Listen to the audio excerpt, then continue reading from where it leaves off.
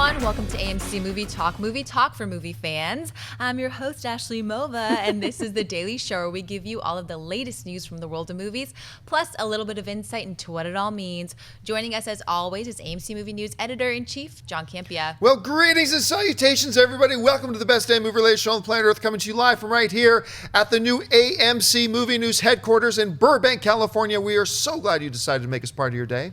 And also here is writer-director John Schnepp. Hey, what's going on, everybody? We're part of Phase 3 is right here. Phase 3 starts today. Do that wide shot again. It's like, doesn't this look like a strange toy set? We're like, it's a weird, where are my Lego characters to move into? We've been composited in. This is all green screen technology. And also here is AMC's Christian Harloff. I feel like I'm on the Death Star.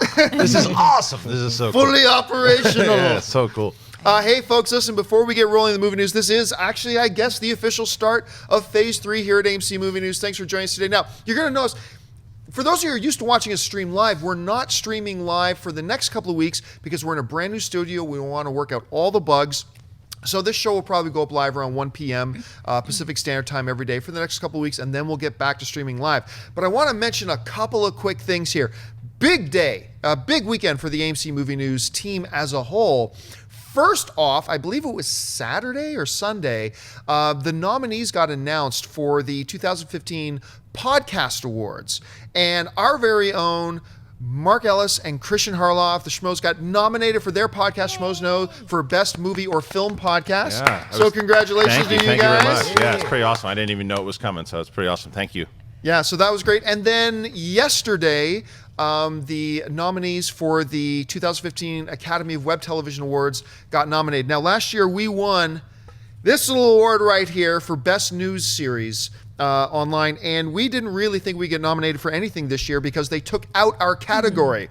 There is no Best News Series category anymore. Last year we got nominated for 2 awards, Best News Series and Best Live Host for myself. And this year we got 3 nominations, as it turns out. Biggest of all, of course, is that AMC Movie Talk, I should say, got nominated for Best Live Show Online, which we are super excited about. And then we picked up 2 other nominations, one for Best Live Host for myself for AMC Movie Talk, and Best Show Host, not live, for myself for AMC Mailbag, of course, co-hosted with me with Ashley Mova. And in that category, it's kind of cool because, first of all, Kristen Nettlepack we're up against, who's a friend of ours. She's marvelously talented. Will Wheaton we're up against, and Larry King. That's awesome. So awesome. F you, Larry King. I'm gonna start a Twitter war with Larry King. I adore Larry King. I grew up watching, so that's great. So new studio, new set, launching the show again, awards for everybody all around. We're super excited, so we're so glad that you're joining us today. So Ashley, without any further ado, let's get started. Let's do it. Phase 3. Since it was announced that Sony and Marvel had reached an agreement to work together on the Spider-Man franchise, many people online have been speculating about both who the new Spider-Man would be and who would direct it. You can add a name to the potential directors list as rumors emerged yesterday that Cabin in the Woods director Drew Goddard is in talks for The Web Slinger. Goddard was already attached to direct the Spider-Man spin-off Sinister Six before the upheaval at Sony. John, could Goddard actually direct a new Spider-Man movie, and if so, would he be a good choice? Well, could he? Yeah, he absolutely could. Here's the funny thing. I heard this has to be 12 days to 2 weeks ago, I got told that Goddard is going to do this. And at first, I didn't really think anything of it for 2 reasons. Number one, it wasn't confirmed. I just heard it from somebody, so I didn't know if it's true or not. But secondly, because to me it was a no-brainer. Sony, who still owns Spider-Man, already wanted this guy to write and direct the next Spider-Man world film, and everybody seems to like him. It only kind of made sense that you might as well keep him attached on to move forward and do this. Look, he did a really good job with Cabin in the Woods. I don't lose my mind over Cabin in the Woods like a lot of people do, but I liked it. It's a very, very good film. He did a script rewrite on World War Z, and I thought he did a really good job on that. He wrote the new Ridley Scott film coming out, The Martian, which is the first Ridley Scott film in a while that I'm actually really excited about and really encouraged about hearing and see what they do. He also wrote Cloverfield, which I wasn't so big on, but do I think this makes sense and that he could end up being the director? Yeah, I've thought that for a long time. I still don't know that it's going to work out and be true. I mean, who does? But would it be, in theory, a good move? Yeah, it would be a good move. He's already been attached. He's already committed. People like his work. I'm all for it. Christian, what do you think? I think it's a great idea, and it's funny because you mentioned, I think it was about a month or so ago, we were all on the same panel, and we brought up, you had said, Sony's going to find something for him to do. And at the time, none of us, like you said, it's just such common sense. None of us said, well, yeah, probably he's going to do the Spider-Man thing. It does make the most sense for sure. And I think that there's so many different rumors. One of the rumors is saying that the Sinister Six movie won't be this standalone thing that they were working on, and now it'll fit more into both the MCU and the fact that Spider-Man now will be, and it'll be more about Spider-Man battling the Sinister Six, is what I want to see. And I think Goddard is a great choice for that because his brain has been in the Sinister Six, so now he gets to put Spidey in there. I bet you he's excited about it too, and he might become one of these guys that Marvel leans on to maybe go back and forth, like not so much the responsibility with Joss Whedon, but along the lines that he's going to be one of their guys, like a James Gunn, to where they're saying, okay, look, what's Spidey got next? How do we put him together with like Iron Man and all this stuff? It's a matter of now who they get for Spider-Man that'll work now with Goddard. Will be interesting. Well, going to that, now is the time to do this, I guess. I can report right now that I have found out exclusively here on AMC Movie News that Tobey Maguire is returning as Spider-Man. No, that's total lie. Anyway, Schnepp, what do you think? Tobey Maguire should return. I'm very happy to hear the news about Drew Goddard. I mean, we were talking about that was the one film out of all these Aunt May spinoffs that we were like, I think the Sinister Six, because that guy did a good job with Cabin in the Woods, and he left Daredevil to do the Sinister Six. So I felt bad that he was going to get jacked, but he just upgraded. I guess it's not upgrade. It's just a leveling up on a side note to do Spider-Man, write and direct Spider-Man. If he's going to keep Sinister Six, I would hope that they ditch the Oscorp Sinister Six with the weird rhino outfit and all that stuff, and go more like a syndicate or some kind of criminal cabal of we've got to take this Spider guy down, or do something more like in the vein of the Dark Knight, like where there's we all know each other, we're all out to rob and pillage, or something along those lines. I think they're going to stay so far away from the Oscorp stuff because they want to make it. They have to make it different, and they have to get away from Spidey to the Rhino and everything. But so they're gonna. I think that's why I believe Marvel's involvement is going to be a lot more that was in that press release, and they're going to collaborate, and they're going to find the best way for Sinister Six to hit the screen, and the best way for the new Spider-Man standalone to work with that vision. So he's got to be over the moon. You're right. He did upgrade though. He did. He's getting Spider-Man is like he's what Batman is for DC. Yeah. He really is. So that's huge for him. Good for him. Giant. All right, what's next? The box office this past weekend saw the return of Will Smith to #1 as Focus took the top spot, earning $18.6 million. Kingsman: The Secret Service held on to the #2 spot for the third consecutive week in a row, making $11.8 million, for a total of $86 million domestically and $210 million worldwide. SpongeBob comes in third place, earning $10.8 million in its fourth weekend, bringing its worldwide total up to $236 million. In fourth spot is 50 Shades of Grey with $10.5 million in its third week, for a total of $147 million domestically and just under $486 million worldwide. Rounding out the top 5 is the new horror film The Lazarus Effect, making $10.2 million on a tiny $3 million budget. Christian, what stands out to you about last weekend's box office? There's two things. The first is obviously Kingsman sticking that #2 spot. You talk about just stay in that #2, get that money. That's great because Kingsman is a movie that deserves it. Glad the word of mouth is really carrying it along. So that one stood out to me the most. The second is Lazarus Effect, because when you initially see that, you say, "Oh man, that thing bombed. People are getting tired of it." But it goes into show you what Blumhouse does. They make movies for nothing. And a lot of times, my biggest problem with horror films are they spend nothing on them. They hire terrible actors for crappy budgets, and they make back their. Now, what Blumhouse does is different. They spend nothing and look, Olivia Wilde. You get the Mark Duplass. You get quality actors for nothing, and you make a profit on this thing. This is $10 million. You'd go, ew. It's not ew. It's okay. Good. Let's make another one. So those two are the ones that really stick out to me. A couple things stick out to me. Number one is actually 50 Shades of Grey. A lot of people who are very anti 50 Shades of Grey. I am in different shades of gray. But many people who are anti 50 Shades of Grey will want to just talk about, lately, about how much its box office dropped. Ha, ha, ha, ha. This movie, which was made for, in grand blockbuster terms, was made for bus fare, has now made over $400 million worldwide. That is stupid kind of money. Now, will the next one make as much? I'm going to guarantee you it won't. The next one will not make as much, but it will make money. It will make decent money. The other thing to me, Kingsman: The Secret Service, 3 weeks in a row, it hopscotched over the people who have been beating it. It stays in that second spot. That just goes to show we make a great film that gets great word of mouth. It can hold in there. So that's what stands out to me. Schnapp? Yeah, I mean, I guess for me, the one thing besides what you guys talked about that stands out is Focus just didn't make that kind of money. Even though it's number one, it just didn't. It's number one at like on a lower level of box office. So I mean, I remember hearing the Friday amounts coming in. It was like, that's kind of bad, and so it just kind of like hobbled into number one. I think Kingsman, could have beaten it. I guess if it was a bad winter day on Sunday, people were like, I'm not going to the movies. Maybe it barely made number one. So that to me is that's the one thing. Yeah, the funny thing about that is I was predicting 22, so I overshot. But I mean, it was a bad marketing campaign. Those trailers did nothing to entice me. The only thing that made me want to see that was number one, Will Smith's in it, and I'm always entertained by Will Smith, and Margot Robbie was in it because I'm dying to see more of her on screen.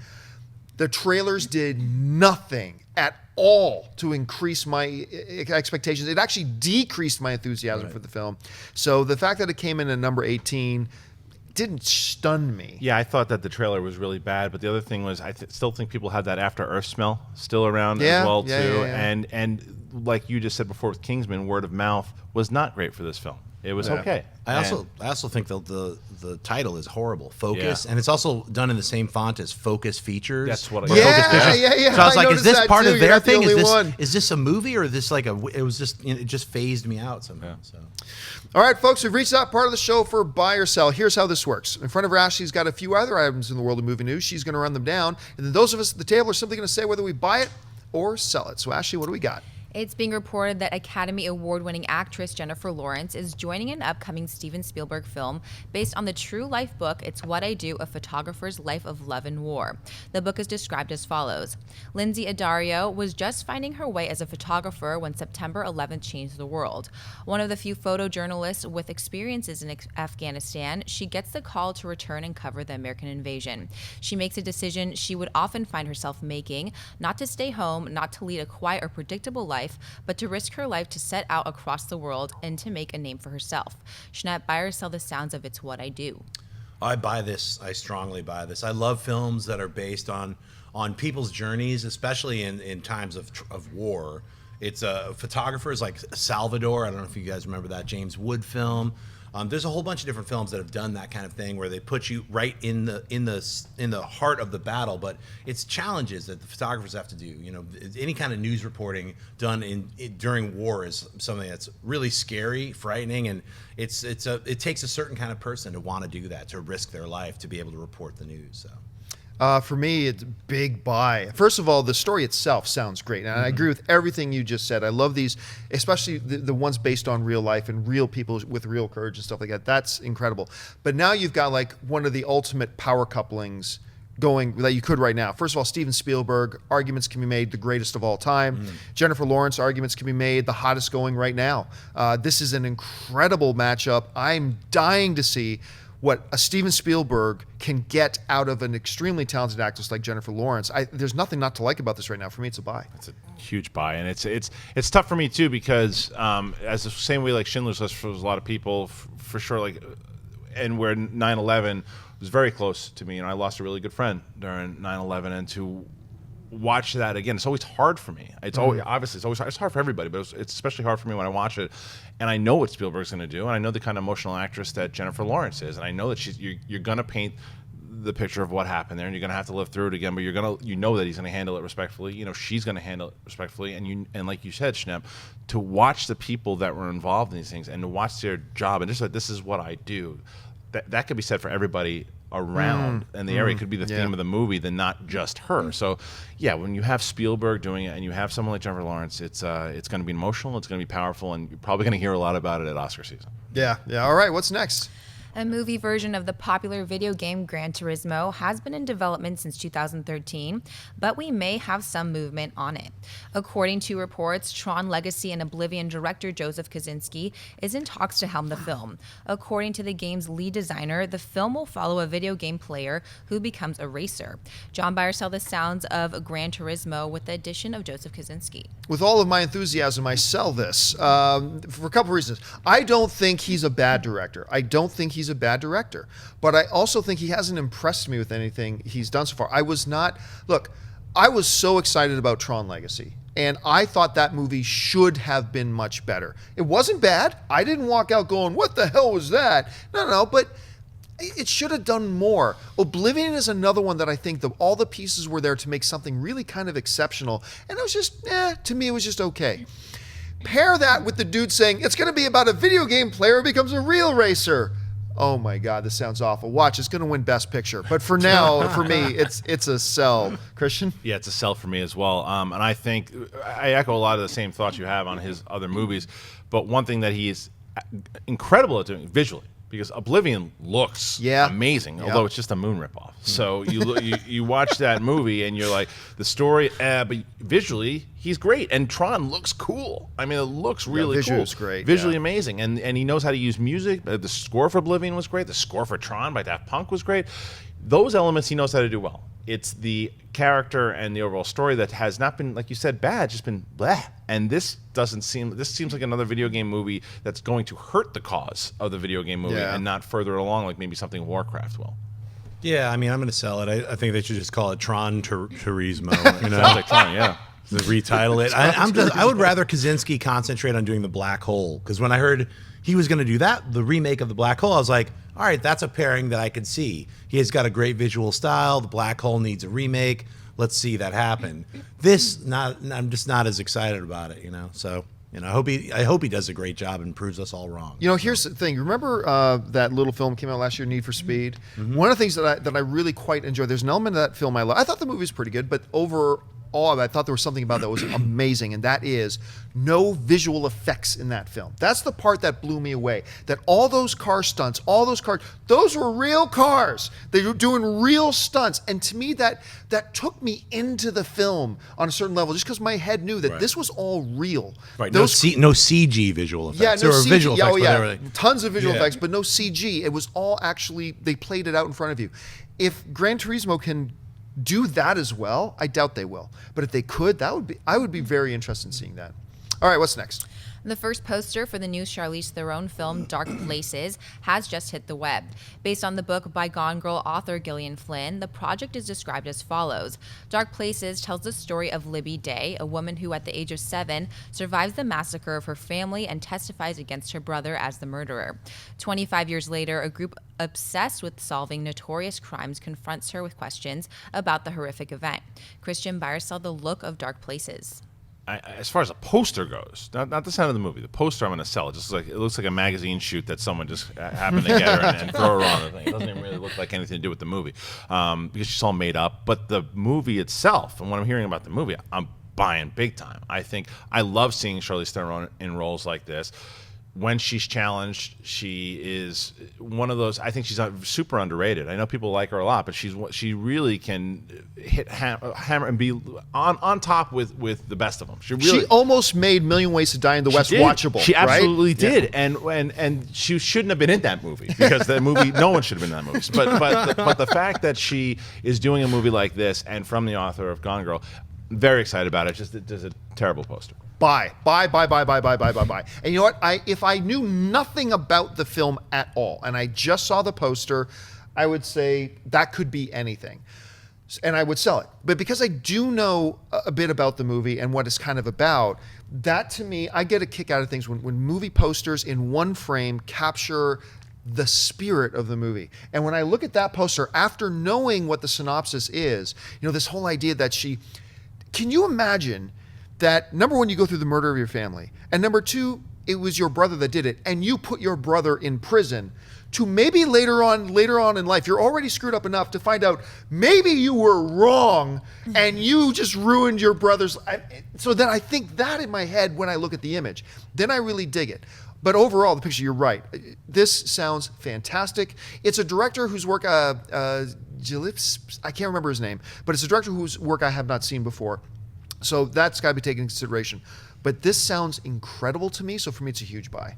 Yeah, it's a buy for me too. I like the poster. I think it's kind of mysterious. Like it could be Spider-Woman. She's flying. She's in a web. Well, no. The reason I buy the poster is because Charlize Theron is one of the most incredible actresses living today. When you see Mad Max Fury Road, which I got a chance to see, I have to brag a little bit. Totally saw the movie.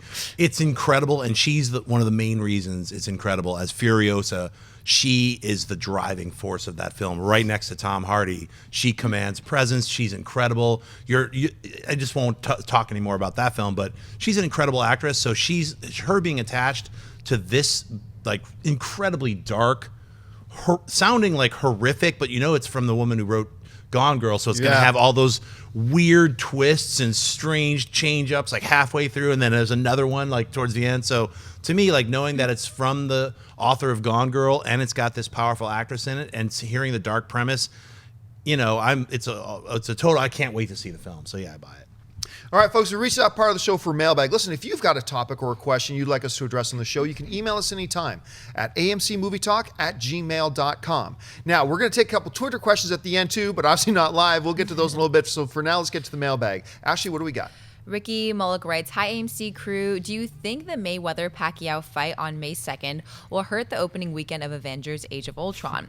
It's going to be an expensive PPV. I can't see people paying for both events in one weekend. Thanks and keep up the great work." Here's the funny thing. When it was first brought up to me, and we had the honor, me and Dennis and Jonathan, we had a chance to go to Manny Pacquiao's house.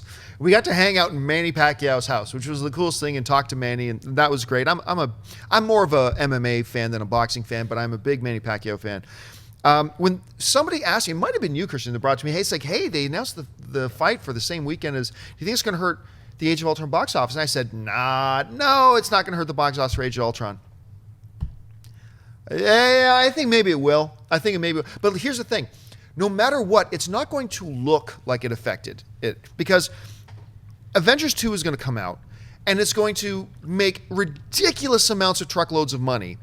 Little did we know, had the Pacquiao fight not been going on the same weekend, which is probably the most anticipated boxing match since Sugar Ray Leonard and Marvelous Marvin Hagler. Tyson Holyfield, maybe. Maybe Tyson Holyfield, but in over a decade, right? I think, unbeknownst to us, Avengers would have made even more money had it not happened. So while I originally thought, it won't affect it one bit, I kind of feel like it would. But you know what? Whoever doesn't go to see Avengers because they want to watch the Mayweather-Pacquiao fight, they're just going to go see it tomorrow, the next day. So long term, no effect. Short term, maybe opening weekend. What do you think, Schnapp? Yeah, I felt bad because, I'm actually going to be Jack and Pacquiao's thing with my Death of Superman Lives. What happened May 1st, son? Taking some of that Pacquiao money away. I don't think it's going to really affect the Avengers juggernaut. It might be like, instead of $183 million, it'll be $182.9 million. It's going to be, I don't see it having a large effect. And also, it's a whole different... people go see a movie because they want to go see a movie, and when they rent to do a pay-per-view or a VOD, it's because they're like, I want to watch it at home, or I want to watch it with a group of people in a different. This is a sporting event, so I could see a lot of people doing that kind of like, let's all go to a sporting place and watch the fight, as opposed to going, it's just a different world. So I don't think it's going to really affect it at all. And like you said, in micro amounts. I think it'll affect it on Saturday night for sure, because like you said, this is the biggest fight in the last 20 years. Absolutely. And I think people are going to go and have those big group events, and it's going to, but I think that they're going to see it. It's not like, if I'm watching Manny Pacquiao, I can never watch Avengers. They will see it eventually. They'll probably see it on Sunday, or they might even see it during the day. It depends. And they'll probably have more people chip in for the big events. But another thing is, I think theaters might actually have screenings of Pacquiao and Mayweather and stream it from the theater. Sure. And if you do that, that's actually good for the Avengers, because that means that people go, hey, we just watched the fight. You want to go try to go see Avengers now? Because there's going to be 2 and 3 a.m. screenings of Avengers. Absolutely. It's going to be running around the clock. So I agree in the morning. Yeah. I agree with everyone in the fact that I'll probably take a little bit of a chunk on Saturday night, but I also agree with everyone that I think that it's not going to do any long-term damage. A very small shaving. Yeah. It's very small. Right. Tony Stark's going to be watching the fight. What's next? Jason O writes, hello AMC. With so many rumors coming out for almost every big franchise, why don't studios like Disney and Warner Brothers speak publicly and shoot down these rumors if they are not true? Do they just not want to give a writer or cite the time of day or something else? For a couple of reasons. Number one, studios are smart and they have the big picture. It doesn't matter if a rumor comes out about a movie that's coming out next year because they know in 6 months we're going to release the actual news and everybody will forget about the rumor anyway. Secondly, they're smart enough to know if they start responding to rumors, it's going to be their full-time job. Then pretty soon everybody's going to be throwing up rumors just so they can hear Warner Brothers respond to their rumor, even though it was BS all along. And the studios know that, so they're not going to get involved in that. But thirdly is we know studio rumors studio denials don't really mean an awful lot. I mean, they can deny, and that means something, I guess. But it was denied to my face, okay, that Bradley Cooper was going to be in the A-Team. It was denied to my face. Guess what? Bradley Cooper was in A-Team. I mean, this happens all the time. So, number one, they would end up chasing their tail all the time. Number two, they can just wait until the real news comes out and they know it won't affect anything at all whatsoever. And number three, their denials don't really mean all that much, so there's absolutely no point for them to come out and make denials. It would be pointless for them to do it. Anyway, Christian, how do you see it? Yeah, listen, the other thing to go off of that is it depends. Sometimes if someone spoils the movie, and I can say from running a site, like if we're never putting spoilers about something. If we find something that happens, like something big in the Avengers, we don't put that on there. Some sites decide to do that sometimes. Studios will contact you and say, take that down, because that you're ruining the movie. But other things like rumors, people are talking about their movie.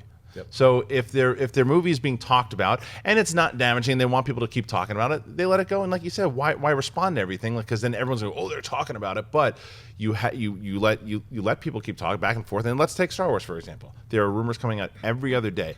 JJ actually came out finally and said some of them are true, some of them are false. And that sometimes studios leak fake stuff because they want you to post something fake, because then you're fooled. There's a game being played between everybody, and I think that the more you talk about a movie, ultimately, free publicity is bad publicity. It's never. Yeah. You know what I mean? Yeah, I mean, you guys covered, I think publicity is publicity, and studios are like, hey, they're talking about our movie. If it's damaging, or if I've seen stills get released and then they get pulled down because the studio's like, look, man, can you just chill and pull that, or we're going to try to sue you or something. I understand that because that's them protecting something that was like, look, we didn't okay this as our property. But otherwise, I think it's all good. I mean, I think as long as they don't play the game, you're right. If they started answering one question, they have to answer all of them. So it is sort of it's that weird game, walking that tightrope, where it's like all publicity is good publicity, basically, unless it's damaging. So. All right, folks, well, this is normally the part of the show where we take some of your live Twitter questions, but like I said, for the next little while, we're not going to be doing live until we're ready to do so, but we are going to take Twitter questions anyway. So you can send in mailbag questions to amcmovietalk@gmail.com, or you can tweet questions anytime using the hashtag AMC Movie Talk. That's the hashtag AMC Movie Talk. We've picked out a couple of questions to address right now, rapid fire style at the end here. So, Ashley, what do we got in there? Can we get an official tour of the new studio? So excited to see the new digs. A little too excited, and that comes from Jordan Anderson. I absolutely guarantee you in the coming weeks, Dennis will put together some kind of tour of the behind-the-scenes space. We'll see everything going on in here, a little bit of info more on Phase 3 as well. So yes, that will be coming. What's next? Dakota Lee Gate writes, hi, I was wondering, is there a Freddy vs. Jason Part 2 coming in the next couple of years? You know what? My first reaction is to say, hell no. Like, no way. No way, no way, no way. I mean, blah, blah, blah. But if you own the rights to these properties, to Freddy and to Jason, and you're trying to think of a way to get them kickstarted again, maybe the best way to do that is put out a novelty Freddy versus Jason 2, do it Blumhouse style, make it for $7 million, make 21. So I'm not going to write it off as a possibility. You guys have any thoughts? No, I just want to see somebody win. Like, I don't want it to be a cheap cop-out. I want to see somebody win. You know what? I would prefer they not do that. And just how about make another Friday the 13th? It's only been 6 years since that one, the first one. They are, though. Yeah. I know, but there's no script. I'm like, how hard is it? Like, some kids go to Camp Crystal Lake. Start writing the script. How long is it going to take? 6 more years? This drives me crazy. As a horror fan, it's like, get on with it already. That's how I feel. This, talking about like, well, we really got to figure out the magic of the character. Get a screenwriter to figure it out in a weekend. Here's the magic. Put an axe in his hand and start let him writing. kill some teenagers. Yeah, that's what. Yeah, it's a real simple. Freddy invades your nightmares. Go. I don't know. All right, what's next? Joseph DePina writes, do you think your bad comments on movies like Jupiter or Seventh hurt the numbers? I listen to you guys. Thanks. Keep up the great work.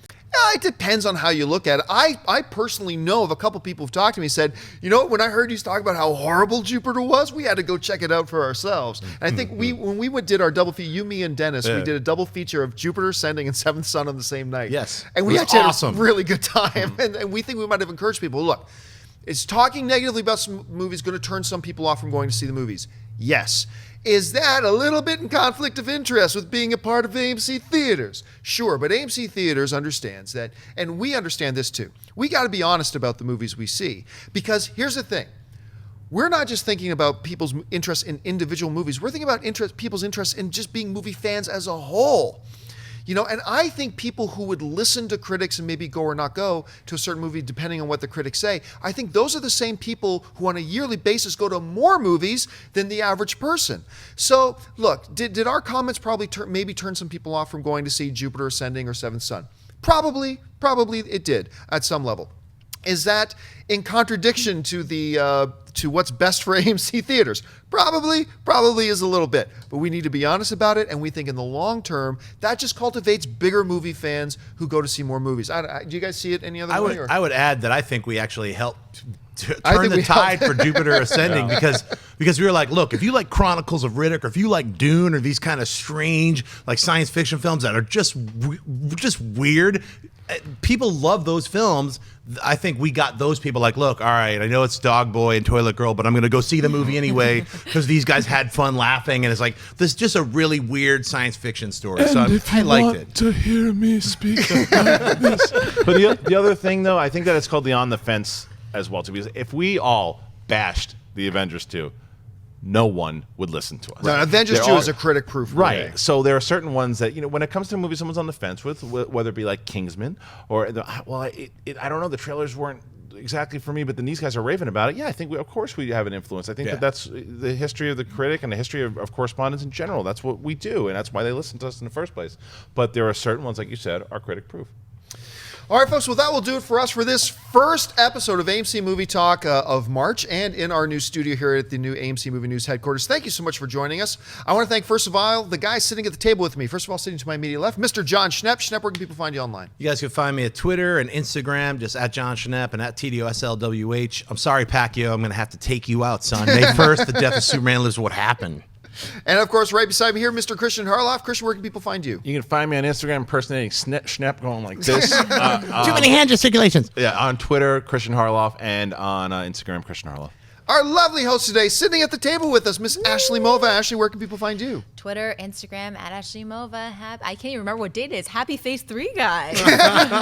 And you can find me on all the various social media networks just at John Campia. Listen, guys, don't forget, lots of great films playing at AMC Theaters right now. Head on over to www.amctheaters.com for all your theater, showtime, and movie ticket information. If you want an audio-only version of this episode, look in the description of this video and you'll find a link to our podcast feed. And don't forget to click the thumbs up button, subscribe to our YouTube videos, and make sure you share this video around on your Facebook and Twitter and wherever else you'd like to go.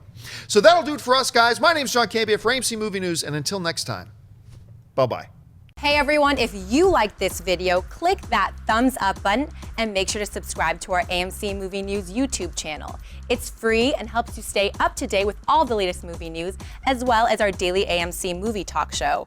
Also, make sure that you follow us on Facebook and Twitter to stay up to date with all of our special promotions, contests, and prize giveaways.